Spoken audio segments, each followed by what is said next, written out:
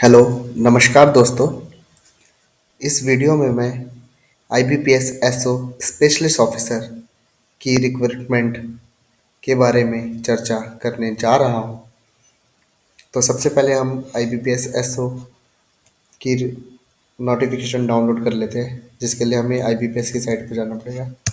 तो आईबीपीएस की साइट पर चलते हैं। इधर सीआरपी स्पेशलिस्ट ऑफिसर्स पे क्लिक करते हैं। Common recruitment process for specialist officer 12, इसको क्लिक करके डाउनलोड कर लेते हैं। ये लिंक ओपन हो चुका है क्योंकि 1 तारीख हो गई है और 1:12 पे रात को मैं वीडियो बना रहा हूँ। तो नोटिफिकेशन डाउनलोड करते हैं। नोटिफिकेशन डाउनलोड हो चुका है। अब इसमें देखते हैं। सबसे पहले ये वैकेंसीज जो है वो 2023-24 के लिए है और इसमें 6 पोस्ट के लिए ये वैकेंसीज आई हैं, जो कि है IT officers scale 1, agriculture field officer scale 1, राजभाषा अधिकारी scale 1, law officer scale 1, HR personal officer scale 1 और मार्केटिंग ऑफिसर स्केल 1। इस वीडियो में मैं विशेष रूप से राजभाषा अधिकारी स्केल 1 के बारे में बात करूंगा। तो चलिए आगे बढ़ते हैं, नोटिफिकेशन में आगे चलते हैं और महत्वपूर्ण चीज़ों को जानते हैं। सबसे पहले देख लेते हैं कौन कौन से बैंक इसमें पार्टिसिपेट कर रहे हैं। Bank of Baroda, Canara bank, Indian overseas bank, UCO bank, bank of India, central bank of India, Punjab national bank, union bank of India, bank of Maharashtra, Indian bank और पंजाब एंड सिंध बैंक, ये बैंक है। इसके बाद टेंटेटिव डेट्स के बारे में चर्चा कर लेते हैं।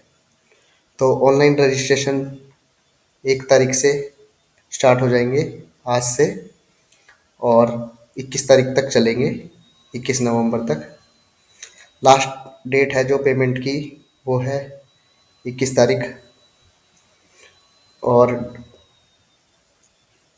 प्रीलिम्स एग्ज़ाम के लिए जो है कॉल लेटर वो दिसंबर माह इसी इसी महीने में दिसंबर के महीने में डाउनलोड हो जाएंगे। और प्रीलिम्स एग्जामिनेशन जो है इसका 24 दिसंबर को और 31 दिसंबर को आयोजित किया जाएगा। प्रीलिम्स का जो इसका रिज़ल्ट है वो जनवरी 2023 में आएगा और मेंस में साथ ही उसका कॉल लेटर भी जनवरी 2023 में आ जाएगा। मेंस का जो एग्ज़ामिनेशन है वो 29 जनवरी 2023 को होना है। उसका रिज़ल्ट फरवरी 2023 में आएगा। साथ ही इंटरव्यू का कॉल लेटर भी फरवरी में, और इंटरव्यू या तो फरवरी या मार्च के 2023 में कंडक्ट करा लिया जाएगा। और अप्रैल 1 को 2023 को आपको प्रोविजनल अलॉटमेंट मिल जाएगा कि कौन सा बैंक आपको मिला है। तो अपनी प्रेफरेंस के हिसाब से बैंक को ध्यानपूर्वक भरें। तो अब एलिजिबिलिटी क्राइटेरिया के बारे में बात कर लेते हैं।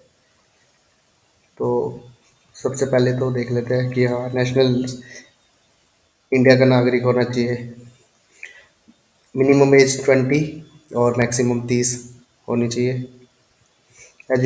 एजुकेशन क्वालिफिकेशन 21/11/22 तक होनी चाहिए।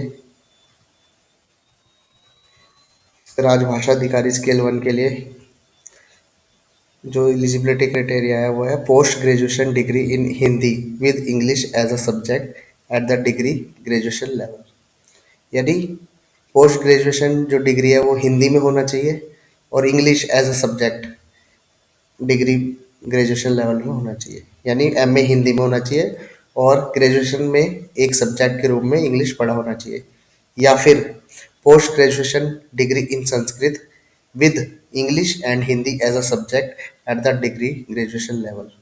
यानी पोस्ट ग्रेजुएशन जो है वो संस्कृत में होनी चाहिए और ग्रेजुएशन में इंग्लिश और हिंदी पढ़ा होना चाहिए। ठीक है, अब आगे चलते हैं, देखते हैं और कुछ महत्वपूर्ण बिंदु। रिलैक्सेशन है, एससी के लिए 5 साल, ओबीसी के लिए 3 साल। आगे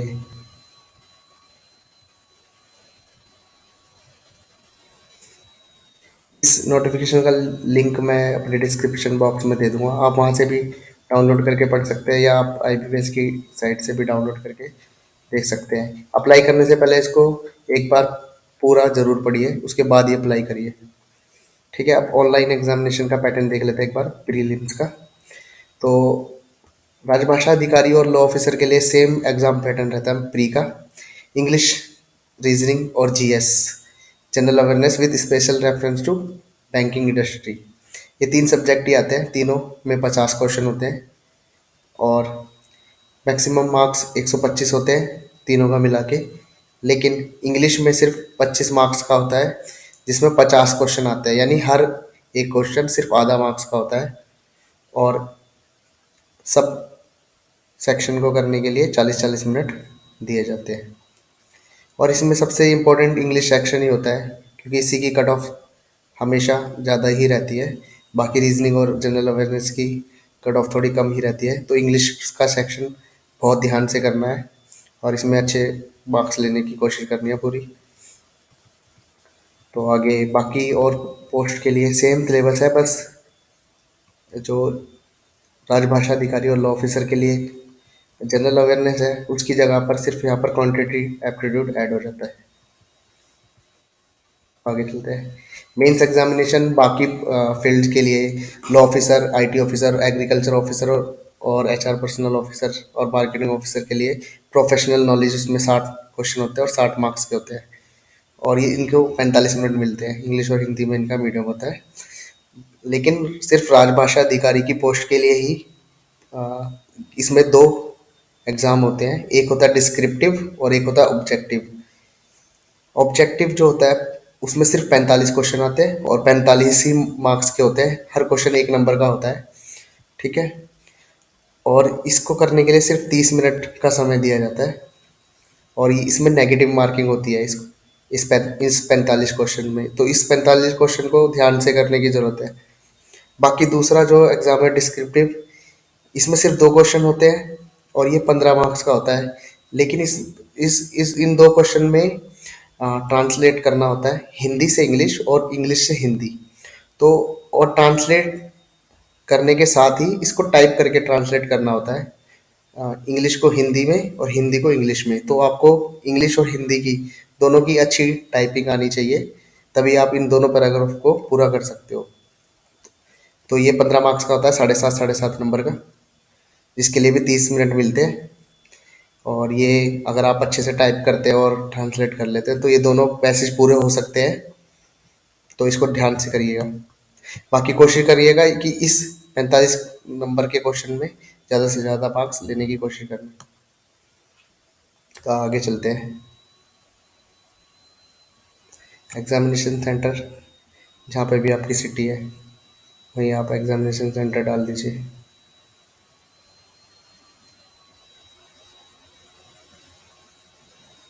बाकी आगे ये हाउ टू अप्लाई है, इसको आप ध्यान से एक बार नोटिफिकेशन को पढ़ के ही अप्लाई कीजिएगा।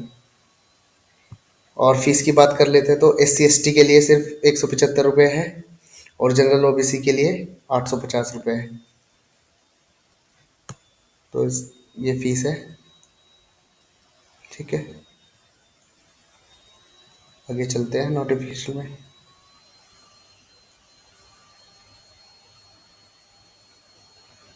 आगे ये वैकेंसीज दी गई है, अभी ये टेंटेटिव है, आगे जाके बढ़ भी सकती है।